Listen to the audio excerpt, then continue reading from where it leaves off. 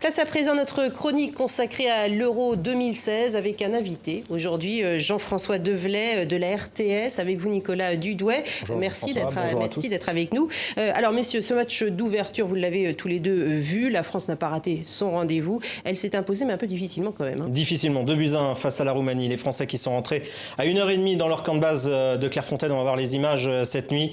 Le camp de base bleu-blanc-rouge, évidemment, accueilli par le personnel de Clairefontaine. L'équipe de France qui savoure cette victoire entre Strass et Payet hier lors de la cérémonie d'ouverture. Et Payet, justement, le joueur de l'équipe de France qui a donné la victoire avec un but, une passe décisive. Simon Rodier pour les résumés de ce match. Il est l'homme providentiel de l'équipe de France. Dimitri Payet a réussi son entrée et les Bleus aussi par la même occasion. Il marque et fait marquer Giroud pour une victoire 2-1 des hommes de Didier Deschamps contre la Roumanie. Payet a fait un match moyen, mais il a été décisif. On y croit. C'était pas au top, mais ils ont gagné, donc c'est le principal. C'est génial. La défense n'a pas toujours été solide, mais la joie domine dans ce groupe France, déjà bien parti pour se qualifier en 8e de finale. Un match moyen tout de même pour l'ouverture de cet Euro, marqué par la cérémonie d'ouverture, haute en couleurs, et par la fan zone du Champ de Mars à Paris, qui semble ici bien remplie, mais qui ne l'est en fait qu'à moitié. Mais les supporters ont apprécié bien sûr le but libérateur de Payet à la 89e minute. Alors, on revient en plateau, j'étais un peu surpris par cette fin de sujet de Simon Rodier. Jean-François, vous étiez au match hier soir au Stade de France, vous avez commenté pour la RTS. Comment vous avez trouvé cette équipe de France ? Inégal. Oui. Inégal avec un joueur exceptionnel. C'est Payet qui a tout fait. Hein. Il a mené son équipe. Il y a eu à mon avis, j'ai trouvé que la défense était, comme on l'attendait, fragile. Mais finalement, elle s'en est relativement bien sortie. Sagna était meilleur que prévu. Rami était sobre. Donc c'était bien. La déception pour tout le monde, évidemment, c'est Matuidi, Pogba. Le problème, c'est que je crois qu'il n'y a pas d'équilibre au niveau tactique et qu'en fait, Griezmann et Payet, ils mangent l'espace de Pogba et Matuidi. Là, il va falloir trouver quelque chose parce que jouer à 9, c'est un petit peu délicat. Peut-être que le secret, c'est que Payet remplace Pogba et qu'on mette sur les deux côtés nos deux flèches. En l'occurrence Coman. Là, je vous suis. Je vous dis juste que Didier Deschamps, 4 attaquants, il l'a fait. C'est pas possible. Oui, c'est son plan B en fin de match. Il a fait forcer contre. Formidable Roumanie. Iornadescu a transcendé ses joueurs. Oui, je crois que l'enjeu les sublimait. On va être clair, quand vous faites un match d'ouverture, vous êtes en France, vous n'avez strictement rien à perdre. Ils ont été sublimés, superbement bien organisés. Ce sont très franchement des joueurs moyens, mais ensemble, et ça c'est la force du football, le tout est supérieur à la somme des individus, et là ils l'ont vraiment prouvé. Alors on va écouter Dimitri Payet, mais un mot quand même. Ambiance au Stade de France hier, plutôt moribonde.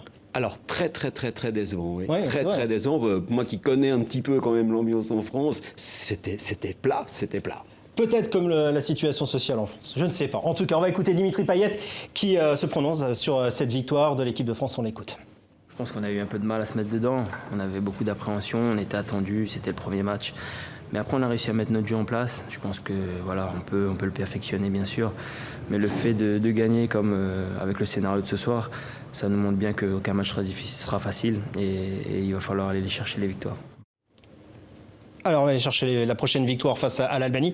2 images hier soir. Thierry Henry qui commande pour la BBC, qui s'est émerveillé face à la prestation de Dimitri Payet. Et puis un homme qui est seul aujourd'hui, c'est Benzema qui a diffusé sur son compte Instagram cette photo où il regarde le match de l'équipe de France en souhaitant bonne chance à l'équipe de France. On va passer au plateau repas, ça n'a pas dû être le seul. Plateau repas, effectivement. Bon. Alors et ce soir, toujours dans le groupe A de la France, donc la Suisse affronte l'Albanie, ce sera à Lens, et là j'imagine que vous avez un avis. Oui, une rencontre particulière entre deux équipes qui se connaissent très bien, presque un match entre amis, tant il y a de double nationalité des deux côtés. Alors oui, il y a bêtement 5 joueurs titulaires de l'équipe de Suisse qui pourraient jouer pour l'Albanie. Et puis en Albanie, sur les joueurs du contingent albanais, il y en a une douzaine qui ont été formés en Suisse. Oui, Brixana par exemple, Lausanne. Par exemple, ou Tolen Xhaka, oui. Ou Abrachi, ou les frères Gachi, etc. Ou Nenjani qui joue à Rennes et qui a été formé à Winterthur. Il y en a beaucoup qui parlent beaucoup mieux le suisse-allemand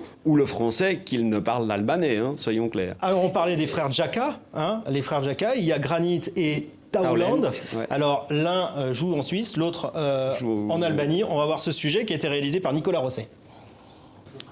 Taulant, 25 ans à gauche, et Granit, 24 ans. Une même passion, mais deux destins qui se sont éloignés. Tous deux ont été formés à Bâle.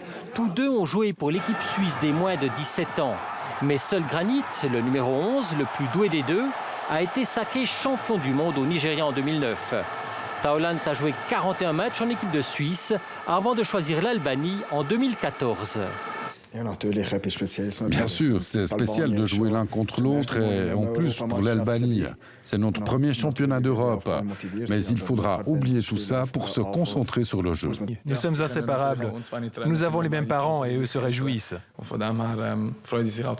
Quelques centimètres de plus pour le petit frère, mais aussi un ascendant psychologique certain. Granit vient de signer un contrat de plus de 40 millions avec Arsenal.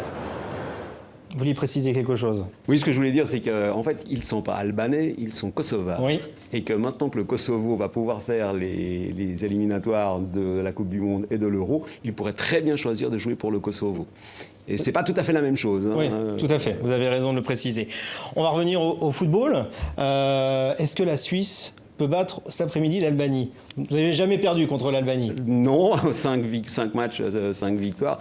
Je dirais, elle peut pas, elle doit, parce qu'autrement ça ne sert à rien d'avoir des ambitions dans une compétition comme celle-ci. Maintenant vous avez un match, il peut toujours y avoir des impondérables. Hein. Si hier Stankou marque tout de suite, le match n'est pas le même. Non. Cela dit, non, les Suisses sont supérieurs aux Albanais, on va être très méchants, on va être très gonflés, mais les Albanais qui jouent pour l'Albanie, c'est parce qu'ils ne peuvent pas jouer en équipe de Suisse, parce qu'ils ne sont pas assez bons. D'accord. Quelle prétention.